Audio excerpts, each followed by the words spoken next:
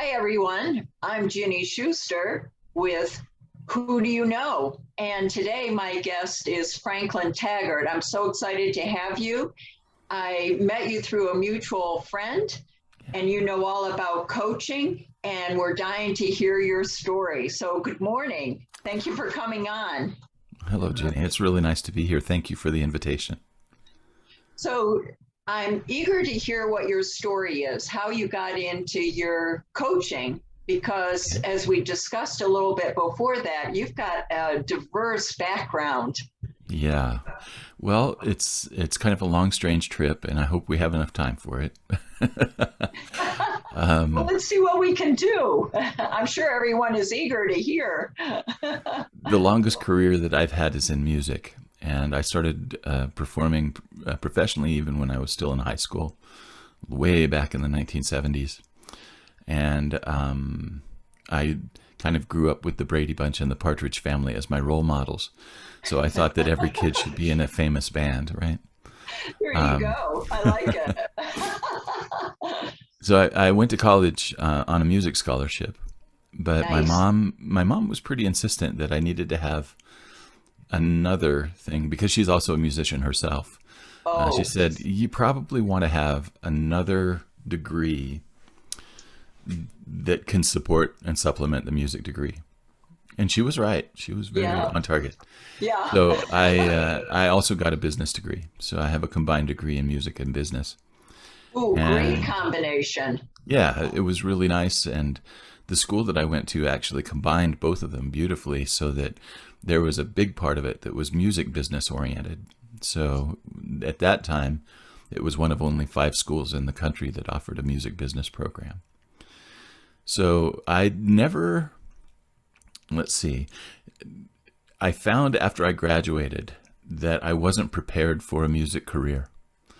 Oh, And I was married at the time, and I found that the music career wasn't all that helpful to the marriage. So I put it aside for a you while. Just got made too it. many women hitting on you. Is that what happened? No, it was more like just too many late nights and too much traveling and too much being away from Oh, home. No, that it was. It's never been the other problem. No. I thought that's what happened to all famous musicians.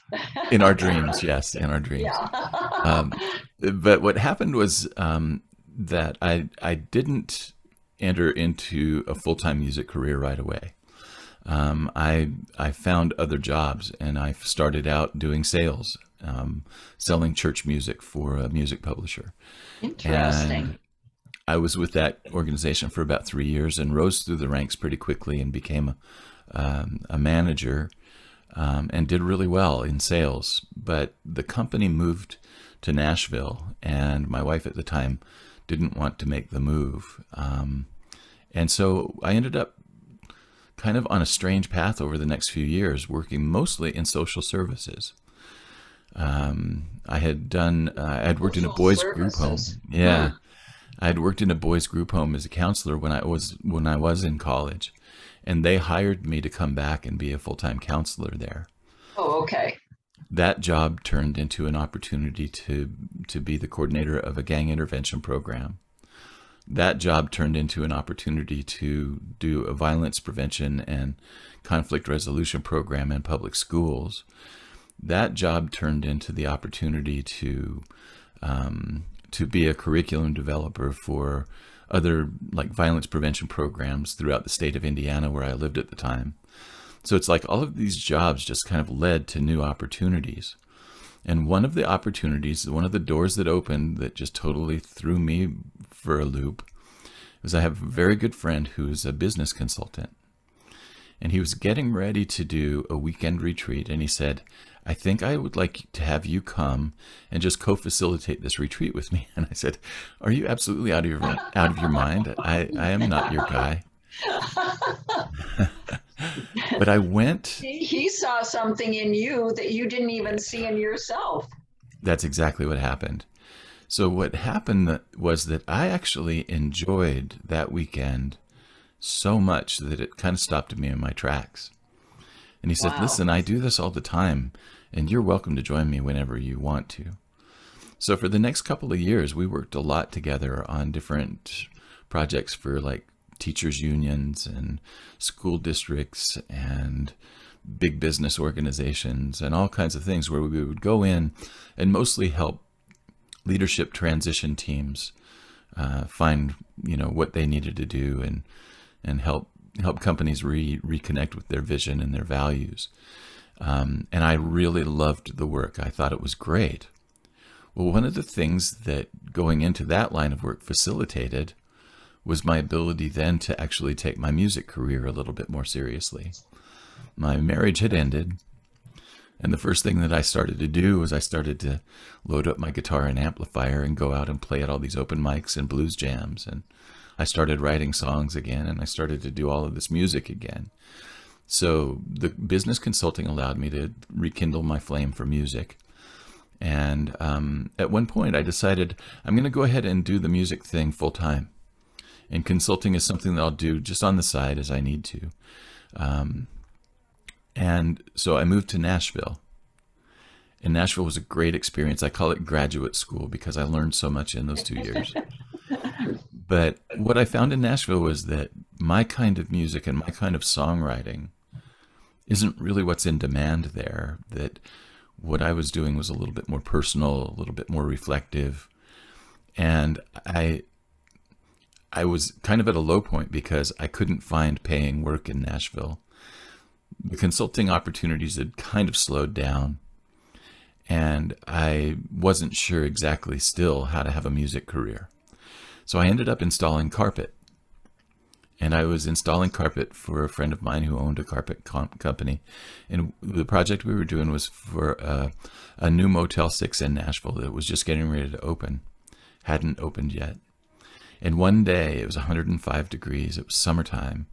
We were working on the third floor, and I was carrying rolls of carpet and padding up 3 flights of stairs, 105 degrees. I remember They didn't have elevators, huh? The power wasn't on. Got it. There was no air conditioning, no elevators, and there was a wild pack of dogs that was around the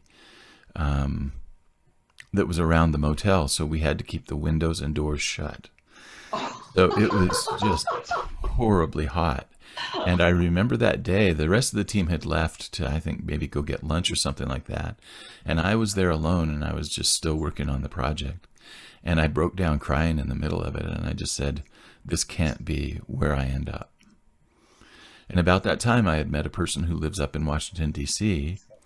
We met on AOL in a chat room. Wow. And she was connected to the music scene in Washington, D.C. and invited me to come up there for the weekend just to see what was going on. And in that weekend, I was offered a job at a music store. I was offered 2 opportunities to be a lead guitar player for other songwriters. And I saw that there were a lot more of the opportunities that I wanted in music. So that was the beginning of my full-time music career, was when I moved to Washington, D.C. Wow. And I did that for about 8 years. And I started to have some health problems. Uh-oh. So in 2006, I started to have tendonitis in both of my arms, pretty much from my wrist to my shoulder in both arms. Oops.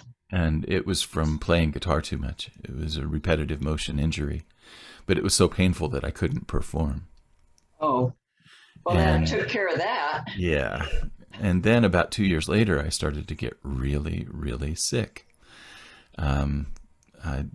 My body swelled up to unrecognizable, status.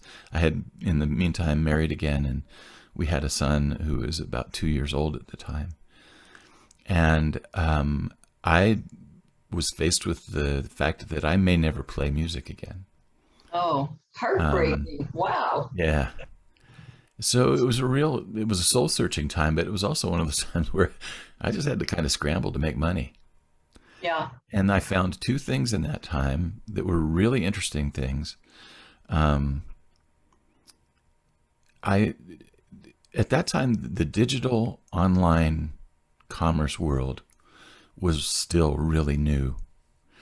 And I found opportunities. Give me a timeline about when this is. Are you talking about 80s? No, this was 2006, 2008 Oh, oh, in there. oh, okay. So the the ability for just regular people to make money online was just starting at that point. Wow.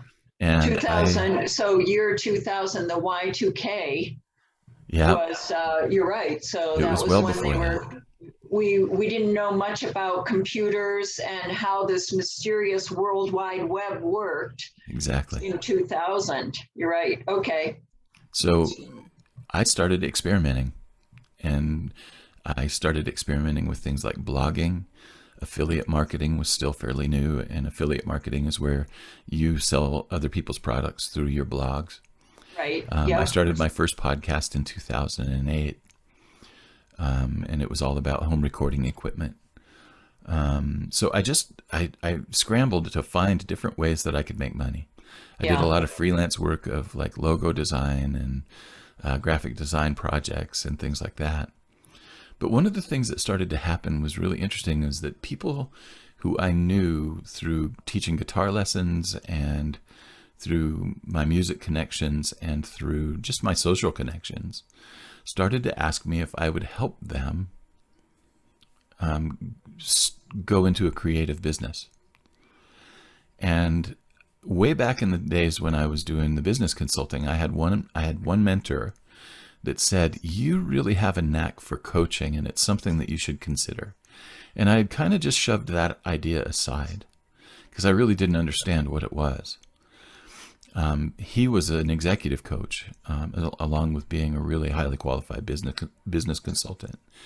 So that had been kind of tucked back in my subconscious. But what happened was, as these people started to come out of the woodwork and ask for my help, I started to get paid for it.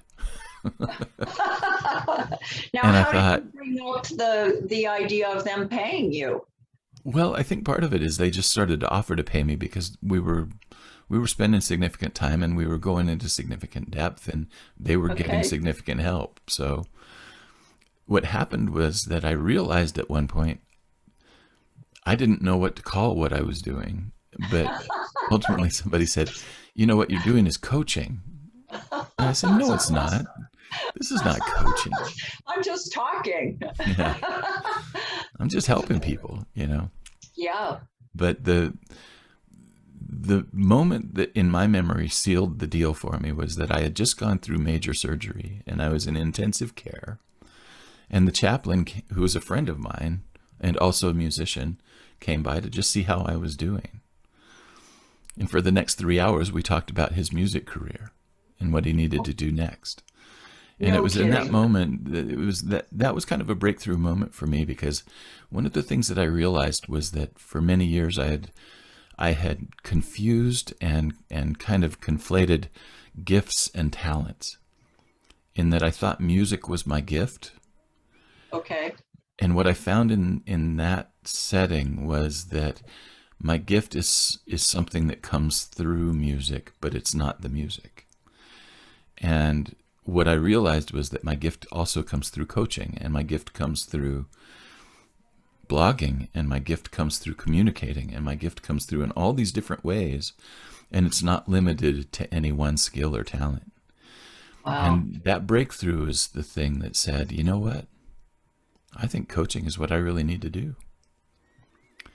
And that was when I really started to take it seriously and say, yes, I am a coach. So I started to seek out training, sought out coaching of my own, Hmm. and just started helping people whenever I could. And that's how it started.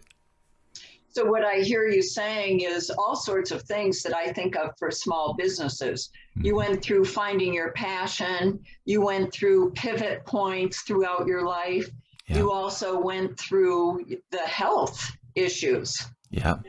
and the daily growth plan of getting to know who you are. I mean, these are huge things that all small business people have to consider, Yeah. along with the accounting. How do you start billing and charging for your service and showing and feeling valuable that Yeah. you're helping people? Exactly. So, my coaching comes from experience. Over the years, I've owned 21 businesses. Oh my Um, goodness. Seven Wow. of them, seven of them have been successful, and the other ones have been learning experiences. But I bring a lot of knowledge and experience to the table. I bring a lot of passion, both, I love creativity as much as I love business. And I think I see business as a creative and a relationship based pursuit. And I really, Definitely. Hmm. I look for ways that business can be much more human and help people to cultivate human businesses. And that's the connections and relationships that makes a business successful. You've got it. Oh Yeah. my goodness, you've covered 5 of the 10 things that I'm always putting out there and letting people know, if you want a successful business, here are 10 things you need to consider and know and focus on, because Yeah. it's not easy, as you can see, and people can hear you say, oh my goodness, the agony that you went through on this path to figure out exactly where your purpose is in life. Yeah. It was, it was, I wouldn't wish it on anybody, but it was worth it. Yeah, but these hardships are what people have to go through for some reason. It just Yeah. shows your persistence and your tenacity that you are going to be successful. I'm not going to let it get me down for sure. I've got Exactly. to keep getting back up again. So how do you do your networking? How are you finding your people, your Wherever people clients? are. So are you reaching out to them, or would you say that LinkedIn is a good avenue for you? I find a lot of clients through LinkedIn networking. Most of the time, through LinkedIn, I'm involved in some groups, and I also I look for people on LinkedIn that I really want to know, and not even necessarily that I want to work with. Okay. And Because what determines that? I think part of it is that I just like a good example is that for the podcast that I operate, I look for people that I would like to have as a guest. Oh, okay.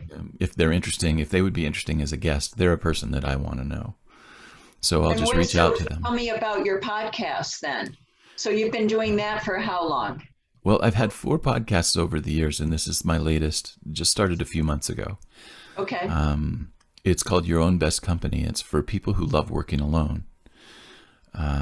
Because I am one of those people. I really enjoy, I enjoy being my own business, right? Yeah.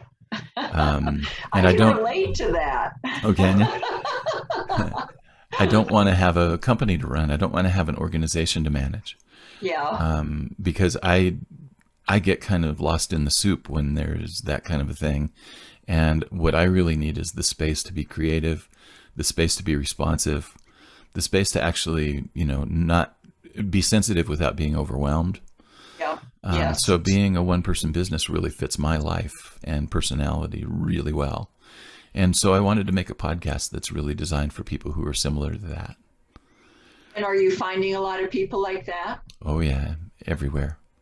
So does that mean those are people who want to be an entrepreneur, or what does it turn out to be their direction that they want in life?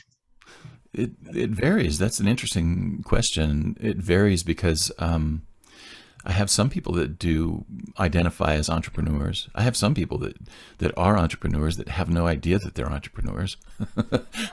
So it's their hobby, maybe? Well, no, they consider themselves more makers. Like they consider themselves like artists or artisans or creators. They don't consider themselves entrepreneurs or business people, but they're really good at selling what they make. And so I work with people in probably 3 or 4 different settings most commonly.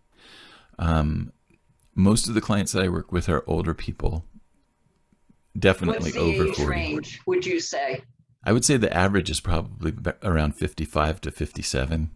Now, is that because they worked in the corporate world and Most of them they did. have a better feeling for what they really want out of life? Most of them are mid-career and they're going through some kind of a crisis of identity. Saying, you know what, I've been in my career path for 30 years now, and I have no idea who I am.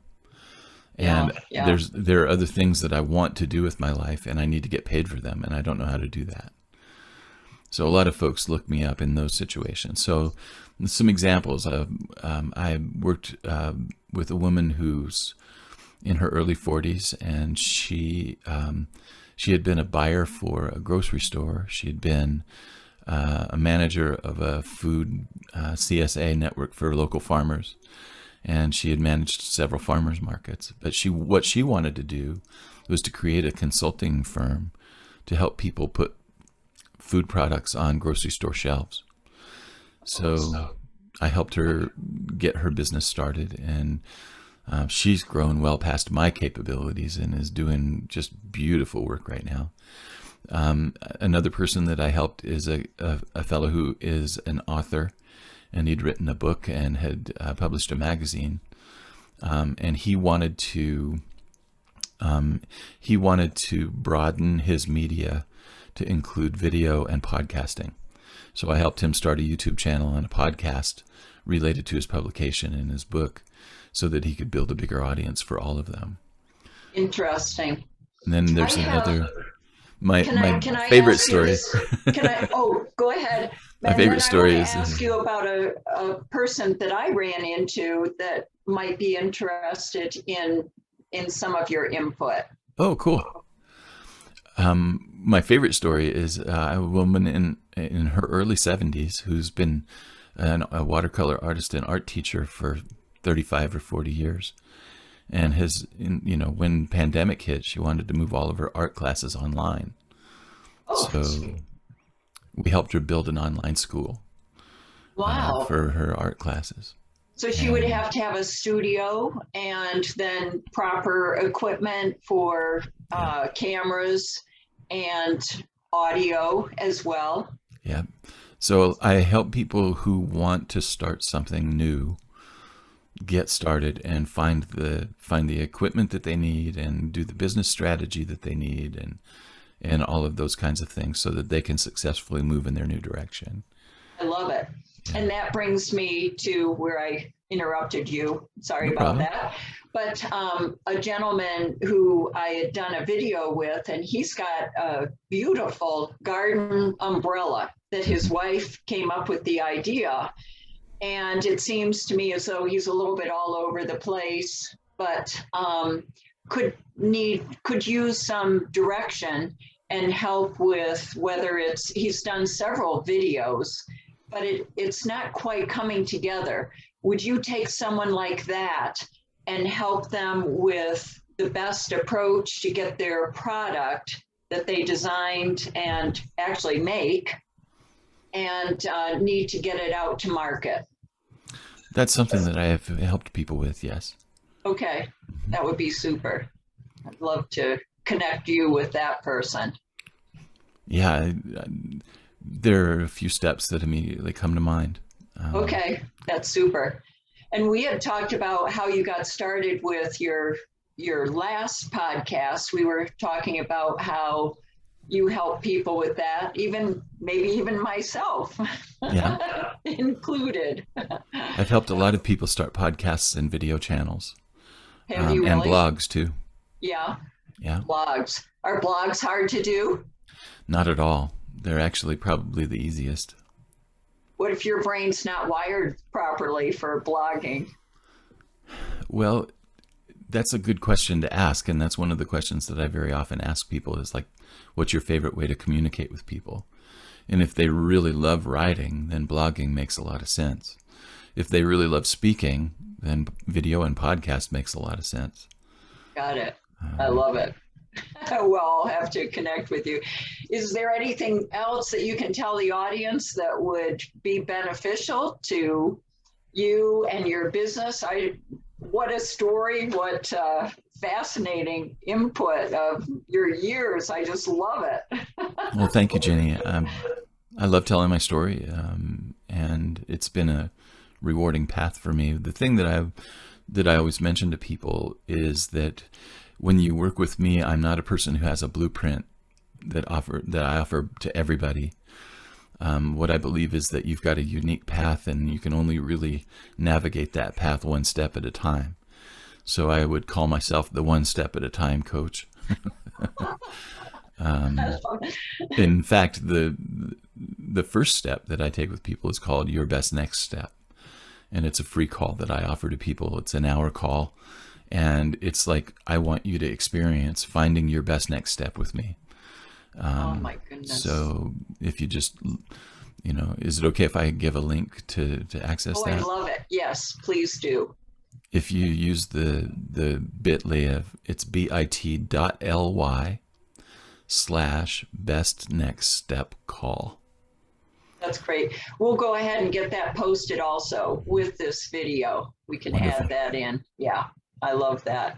Well, thank you, Franklin, so much for coming on and giving all this great information about small businesses. As I said, you hit easily 5 or 6 of the 10 that I usually recommend to people. So Wonderful. Thank you for coming on today. Ginny, it's my pleasure. Thank you again for the invitation.